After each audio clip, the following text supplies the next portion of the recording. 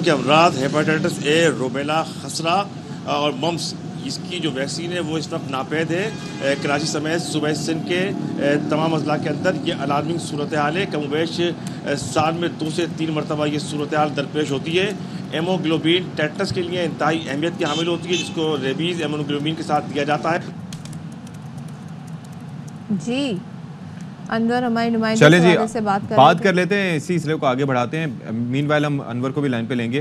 توقیر الحق صاحب ہمارے ساتھ موجود ہیں، یہ چیئرمین ہے پاکستان فارماسیوٹیکل مینوفیکچررز ایسوسی ایشن۔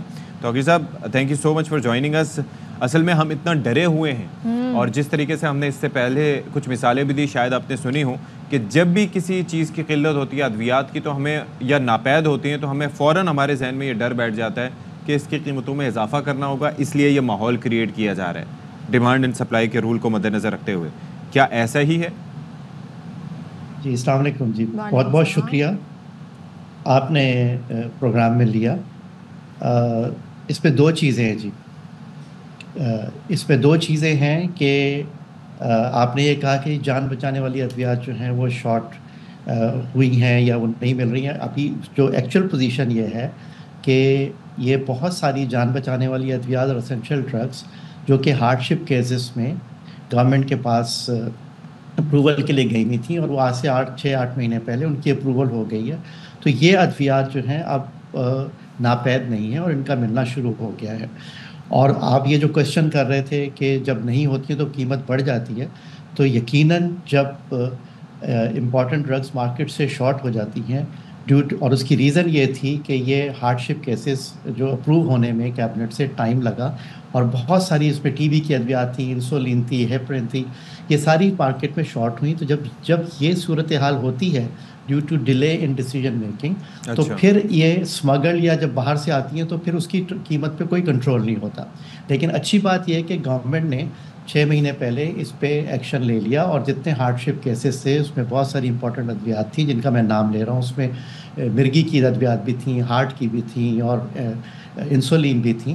تو جب یہ ڈیسیجن ہوا تو اب اس کی اویلیبلٹی بہتر ہونا شروع ہو گئی۔ اب آپ جو بات کریں ویکسینز کی، یہ ضرور ایک ایشو ہے، کیونکہ انفارچونیٹلی پاکستان میں ویکسینز لوکلی مینوفیکچرڈ نہیں ہوتی۔ 1960 میں NIH کا ایک ادارہ جو ہے وہ اس زمانے میں اپروو ہوئی تھی، اور ویکسینز پاکستان میں بننا شروع ہوئی تھی، but with the passage of time ان کو فنڈنگ نہیں ہوئی، پھر وہ جو لوگ ٹیکنیکل لوگ تھے وہ بھی ریٹائر ہو گئے۔ تو آج حقیقت یہ ہے، چاہے وہ کووڈ ہو یا کوئی بھی ویکسین ہو، وہ پاکستان میں نہیں بن رہی۔ اور ایک ادارہ ہے گاوی جو کہ گورنمنٹ کو فری دیتا بھی رہا ہے، اور وہ 2025 سے وہ بھی فری نہیں دے گا ویکسین۔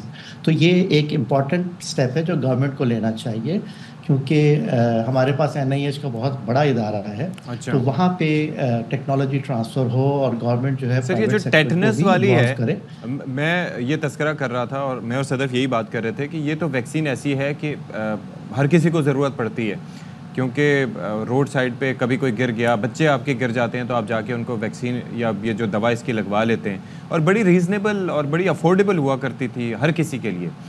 تو اب یہ بھی شارٹ ہے اور یہ بھی مل نہیں رہی، اس کی وجہ کیا ہے؟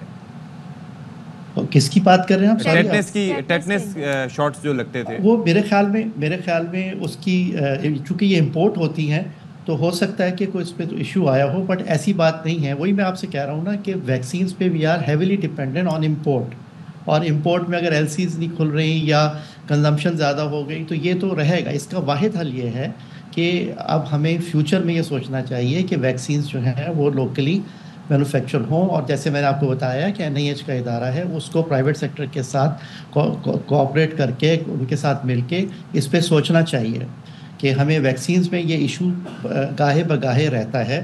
لیکن جہاں تک یہ تھا کہ جی باقی ادویات، یہ میں آپ کو بہت کانفیڈنس سے کہہ رہا ہوں کہ after the approval of hard ship cases اب جو میجورٹی ادویات جو نہیں مل رہی تھیں وہ اویلیبل ہونا شروع ہو گئی ہیں۔ اور وہ جو آپ کہہ رہے تھے نا سر درد کی دوا، آپ کہہ رہی تھی صدف کہ وہ بھی مہنگی ہو گئی تھی، اس کی بھی وجہ یہ تھی کہ وہ ہارڈ شپ کیس تھا، جب وہ بنا ہی نہیں پا رہی تھی کمپنی تو پھر ایک اسمگل یا جو کچھ مافیا ہوتا ہے نا کسی نے بلیک کرنا شروع کر جو ہمارے کنٹرول میں نہیں ہوتا یا اسمگل ہو کے آتی ہیں لیکن جب وہ ریزالو ہوا تو اب یہ دوا فریلی اویلیبل ہے. پرائس یقیناً تھوڑی سی بڑی ہے کیونکہ جس طرح ڈی ویلیوشن ہوئی ہے یا جس طرح سے انفلیشن آ رہی ہے ہر چیز کی قیمت بڑھ رہی ہے. لیکن آپ یہ دیکھیں کہ اگر فار ایگزامپل وہ 3 روپے کی تھی اب وہ 3.5 کی ہو گئی ہے, ایگزامپل دے رہا ہوں, تو وہ یہی دوا جب نہیں تھی تو یہ 8 جو آپ کہہ رہی ہیں نا کہ 50 روپے کا پیک مل رہا تھا, that problem has already been resolve. اور آپ کو اس چیز کو دیکھنا چاہیے کہ despite all the challenges pharmaceutical industry we are trying our level best to make the access of medicine. اور اب آپ یہ دیکھیں کہ کووڈ کا آپ نے زمانہ دیکھا اور جب بھی حالات ایسے آئے ہیں تو ادویات ہمیشہ اویلیبل رہی ہیں. آپ نے NIH کا کہا ہمارے یہاں ویکسینیشن نہیں بنتی ہے, کووڈ میں بھی ہم نے دیکھا we are heavily relying on imported items. تو صحت کے حوالے سے جو ہمارے فنڈز ہیں وہ کہاں ایلوکیٹ ہوتے ہیں پھر؟ دیکھیں آپ کو پہلے تو میں یہ بتاؤں گا کہ مور دین 90% ادویات جو ہیں نا وہ لوکلی مینوفیکچر ہو رہی ہیں. یہ ایک بہت بڑی کنٹریبیوشن ہے, ورنہ آپ یہ دیکھیں کہ یہ $US میں 3 بلین کی مارکیٹ ہے فارماسیوٹیکل انڈسٹری. تو اگر خدا نہ خواستہ ہم ساری دوائیں امپورٹ کر رہے ہوتے تو کیا حال ہوتا ہے اکانومی کا اور اویلیبلٹی کا. اب یہ آگے فیوچر میں یہ ویکسینز ہو گئیں, اینٹی کینسر پروڈکٹس ہو گئیں اور اسی طریقے سے بایولوجیکل پروڈکٹس ہو گئیں, بہت سی کمپنیز اب آگے آ رہی ہیں. تو گورنمنٹ کو بھی انسینٹیوائز پالیسی دینی چاہیے.